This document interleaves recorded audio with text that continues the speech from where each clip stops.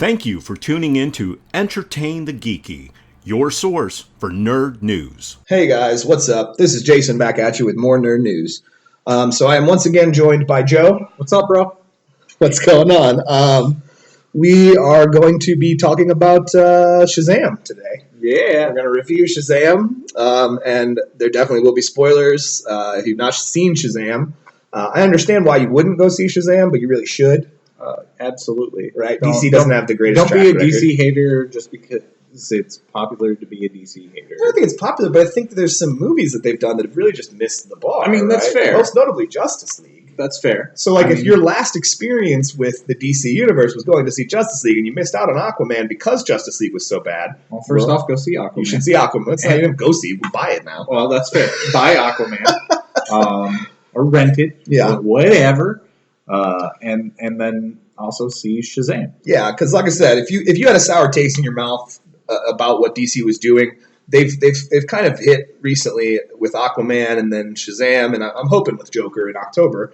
They've hit kind of a course correction a little bit. Yeah. Where they've stopped trying to make these movies feel like a shared universe and just are trying to make interesting stories. Yeah, they stopped trying to play Marvel's game, basically. Exactly. Which I've been arguing from the start that they shouldn't. No. Just tell a good story. Yeah. And if they don't, interact well enough to where there's, a hardcore canon, so? Yeah. I just need a good movie. Right. If I could see a good Aquaman movie, I don't care that doesn't make sense with what happened in Justice League. I really don't. Because it's still a good movie regardless. Yeah, it can still be a good movie. I don't need a giant, interlocked, 20-year-long system of movies to have a good time. Well, and honestly, Shazam is the first one that's introducing a character that was outside of the original Justice League members, right? Yeah. I mean, Shazam was a Justice League member in the comics and in the cartoons, stuff like that.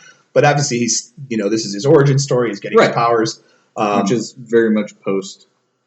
these characters already exist. Yeah, Superman, Batman, they all exist. Yeah, that's evident pretty quickly in the movie because Freddy, the character Freddy, he is a kid who's into superheroes and he tries to collect superhero things. Yeah, he's a memorabilia. He's got a replica Batarang, certificate of authenticity with a bullet that hit Superman. Wasn't there little Superman bookends on his bookshelf? I feel like they were little Superman bookends. I mean, that's a small detail that I don't remember exactly. But he's into superheroes, so it's inside a universe where these things exist. Right. Well, when we talked about it, Freddy. First of all, Freddy is an excellent reason to go see the movie. The kid who plays Freddy, he's fantastic. Yeah, hats off to that kid. I can't remember his name off the top of my head. But he's a fantastic actor. Yeah. His character is wonderful.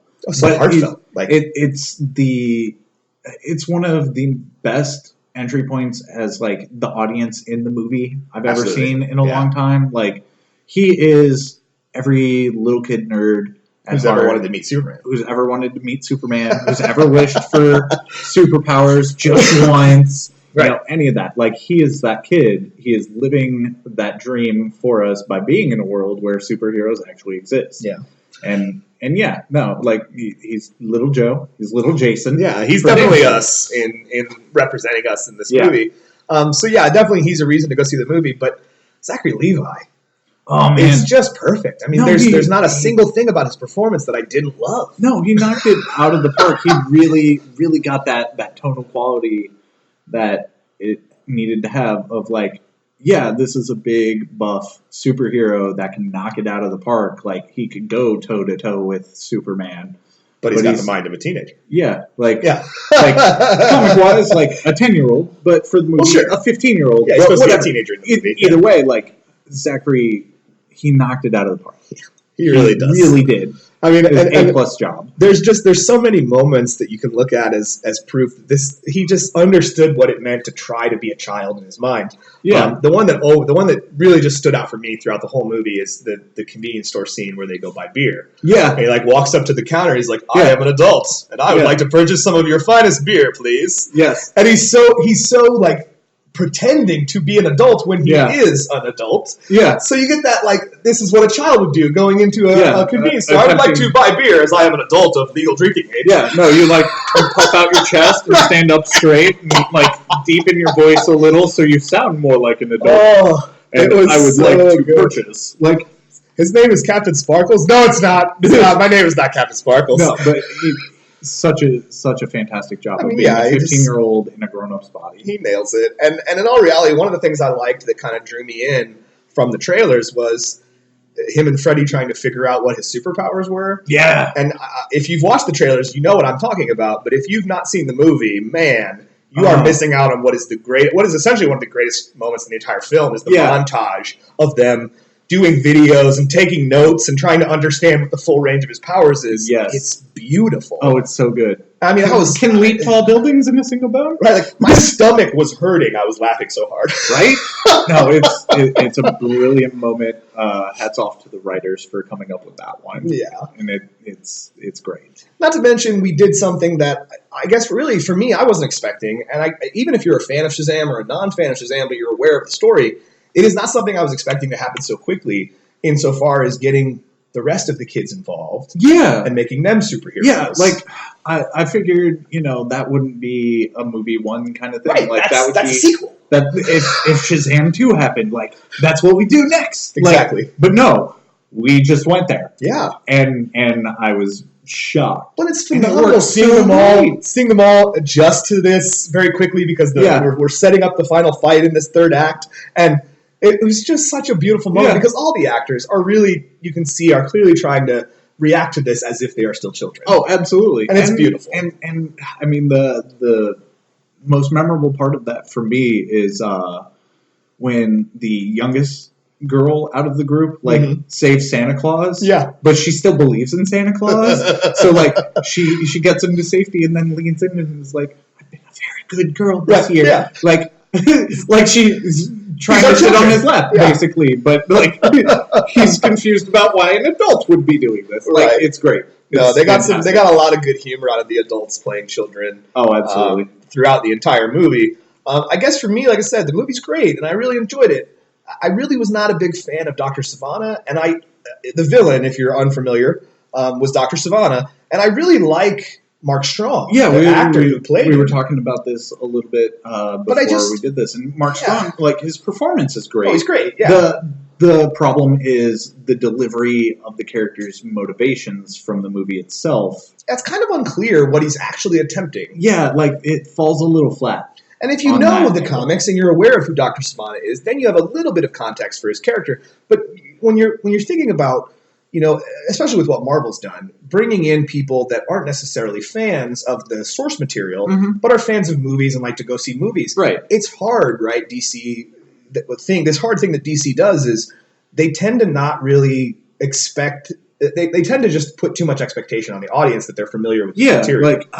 I personally, I've never been a big Shazam reader. I read Justice League, and he's part of it most of the time. That's most of what I've got. I had no clue who this character was, right. And honestly, they didn't really tell me much about the character in the film. Again, Mark Strong, his performance is fantastic, and I'm not mad about that. He was the only good thing about that old Green Lantern movie. Sinestro. He was. Him He's and the only good thing. Michael Clark Duncan as Kilowog.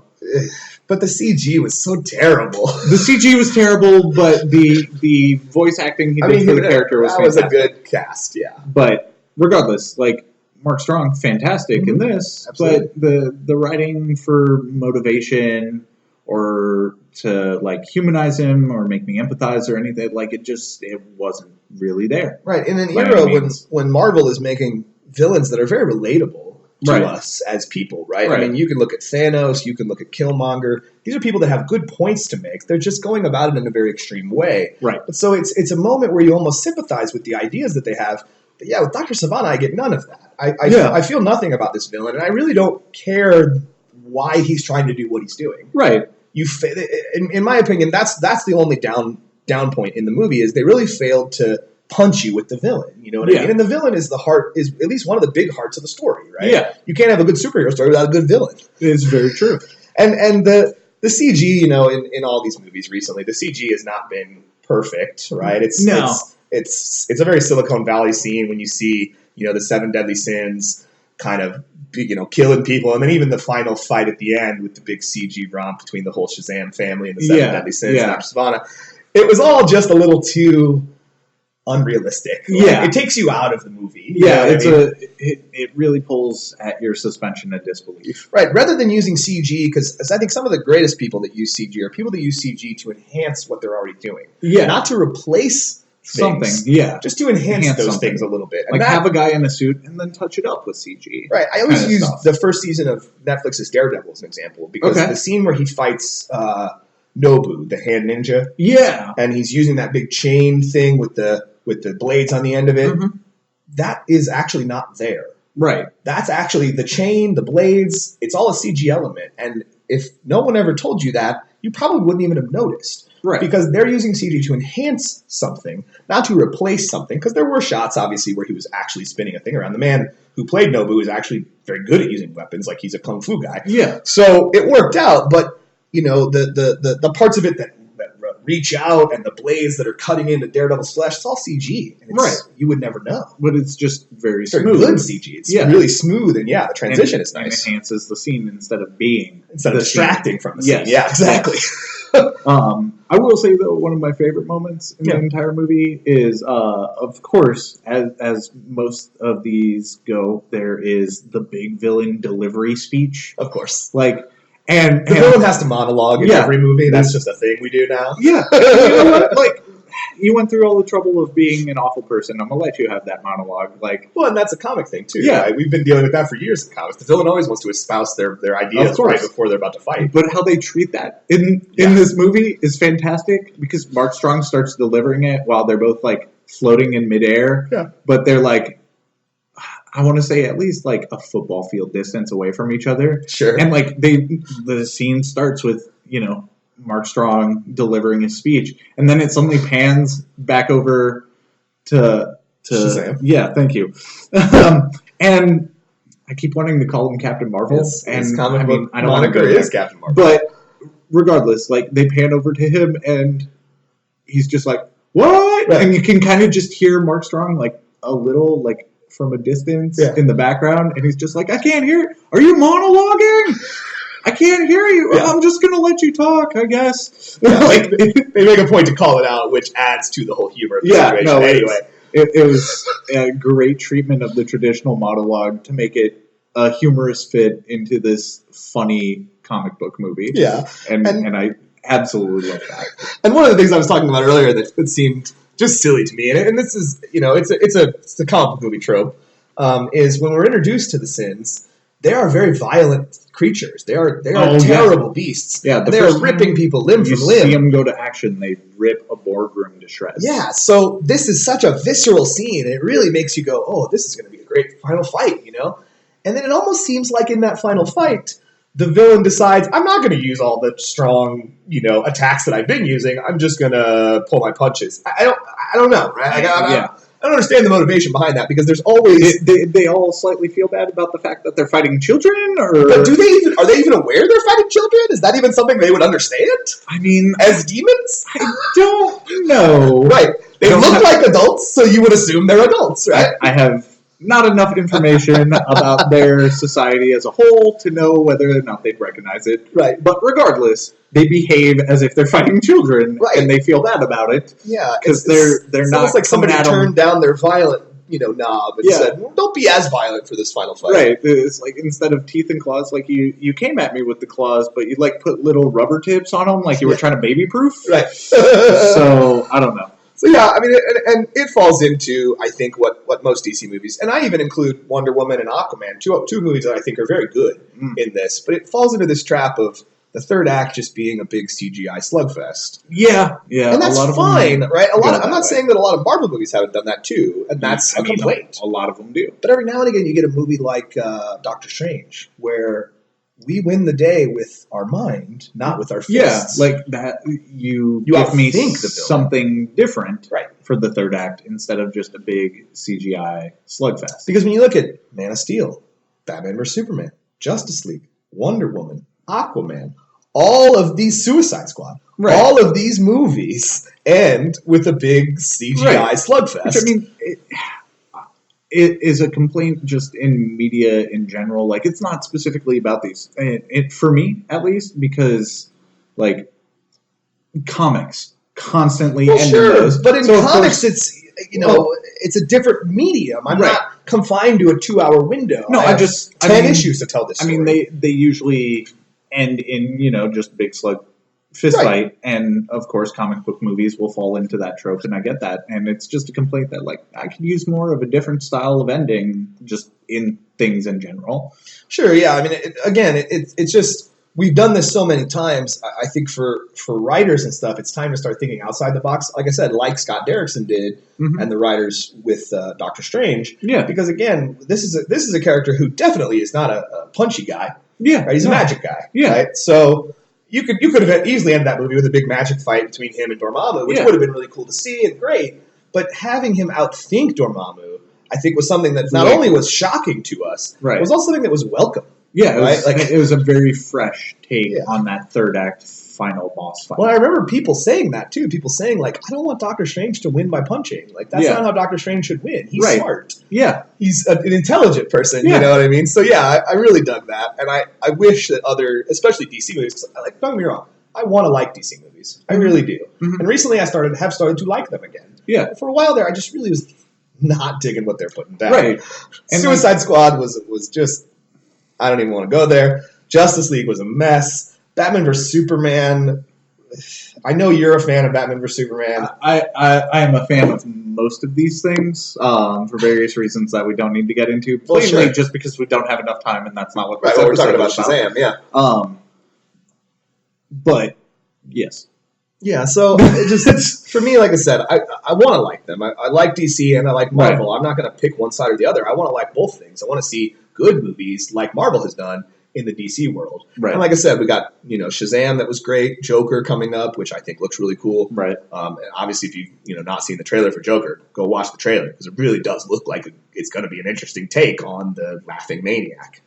Right. The only thing that makes me really sad about this film in particular is I know down the road at some point I'm going to have at least a semi, if not fully serious argument with someone over whether or not it is a Christmas movie, and I'm gonna be mad about it.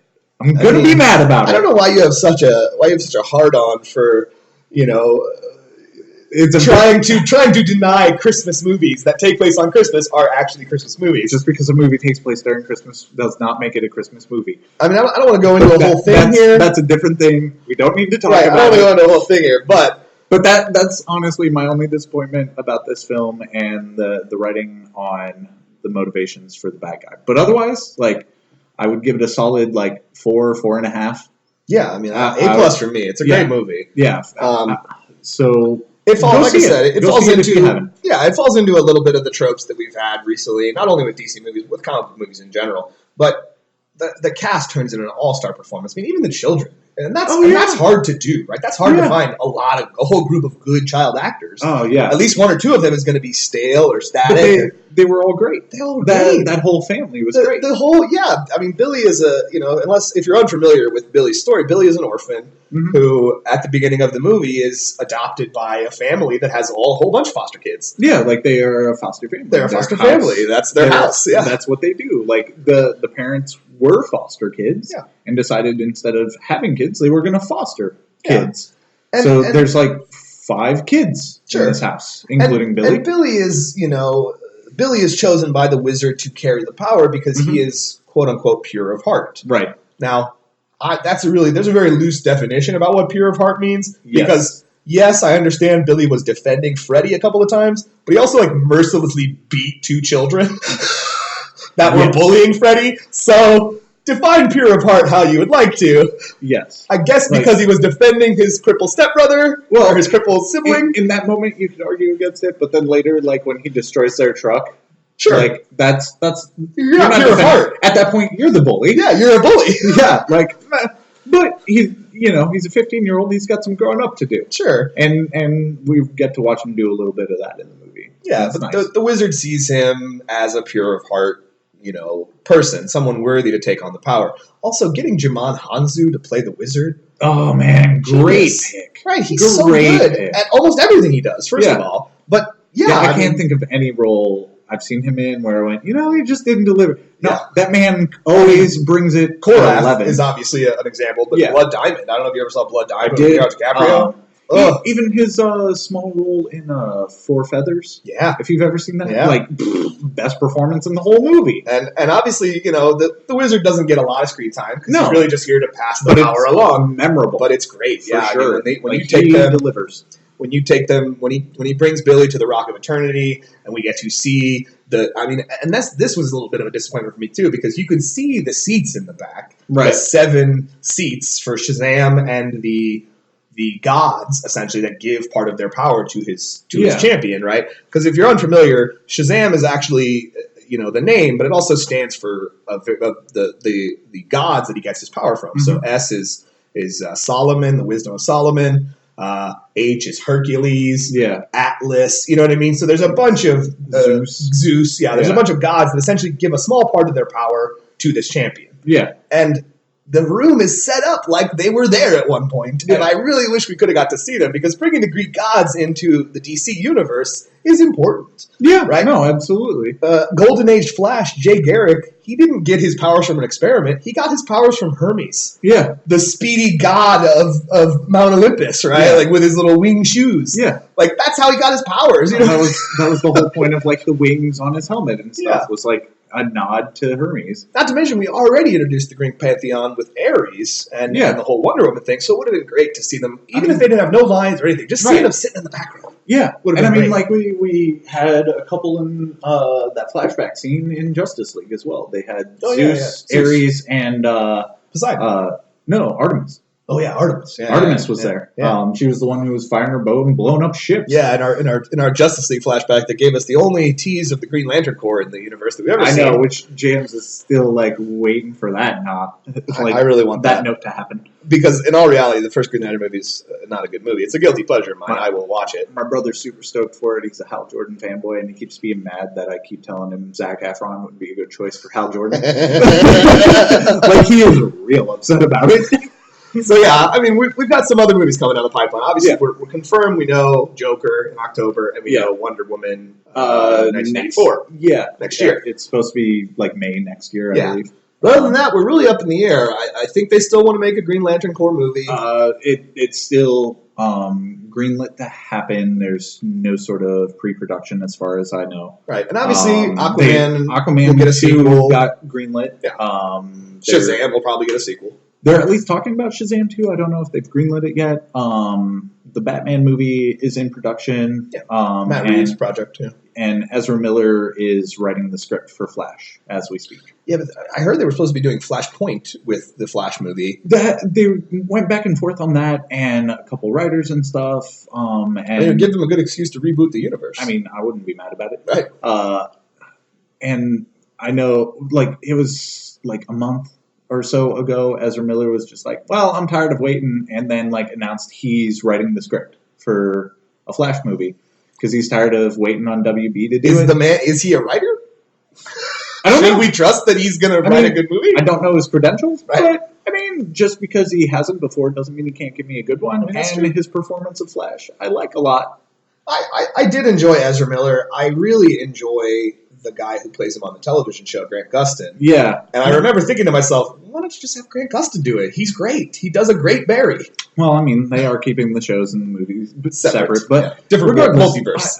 I really like Grant's performance, but I also enjoyed Ezra's take on Barry. Like, they're different takes on the character, but I think they do a really good job with it. The only problem I have with Ezra Miller is introduced to us and kind of plays the character as a man who, I mean, for lack of a better way to say that, I'm going to use his own line from the movie, that he needs friends. Yeah. Right? And Barry's not that kind of guy. That was my only problem with Ezra Miller. I mean, Barry's a charismatic man. He has many friends. He's a girlfriend. You know what I mean? Like, this is not a man who has no friends. Oh, it's not the Barry as we're used to from the comics. And I mean, I know a lot of people and you, based on your statement, like, you want the Barry in the comics. And I'm not mad at that. It's true. But I'm also very good at compartmentalization, personally. Yeah. So if you give me a different version of the character, like, all right, I'm fine with that. Well, sure. As long as it works for the story you're telling, like, I'm okay with it being something I'm not used to. Well, sure. I mean, the Joker movie that's coming in October, Arthur Fleck, right? That's going to be a very different version. This is a very different idea. And not to mention the fact that he's not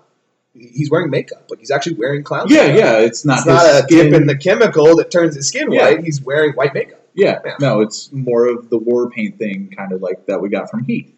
Yeah, and in all reality, I mean, which I'm fine with. Before we developed Joker as an actual villain in the Batman story, it was just some crazy guy who painted his face to look like a clown. Yeah. The original Joker, he first appeared in Batman #1 from 1947, I think, somewhere back in there. 47 or 46? 48, yeah, somewhere in there. It doesn't matter. Point is, he first appeared in the comics, and he was just a clown-themed villain. Yeah. There was nothing big. He died. Right. There was no big reveal that he was, is tied into Batman's backstory like we understand now. Right. So this will be kind of their own take. Right? Yeah. Their own idea about what this could be. I'm perfectly down for that. Tell me a story I haven't read before. Exactly. I'm okay with that. That's the reality, right? Yeah.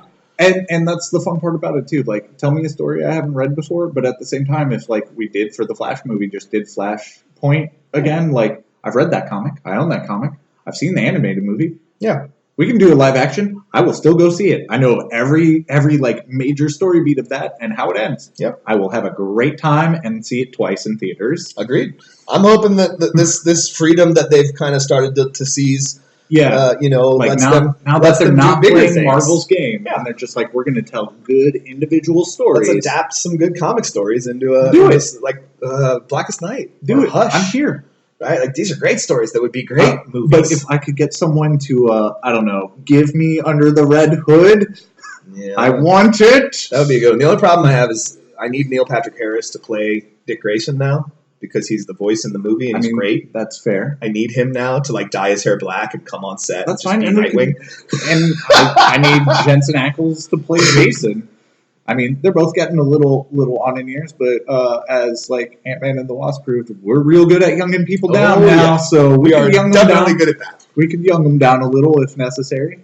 So I guess to bring it all around to a close, Shazam is a great movie. It is. It's worth seeing. It's worth giving DC another chance, right? Because they may have soured you on some of the previous things, but they really feel like they found their footing a little bit. No, I think Aquaman gave us our first hope, but now with Shazam, Wonder Woman gave us our first hope. Well, for this new attitude that they've got going, because the shared universe. Yeah, because it kind of started with Aquaman was when they were talking about it. Right. So like that gave us our first hope. Shazam is like my nail into the coffin of worrying.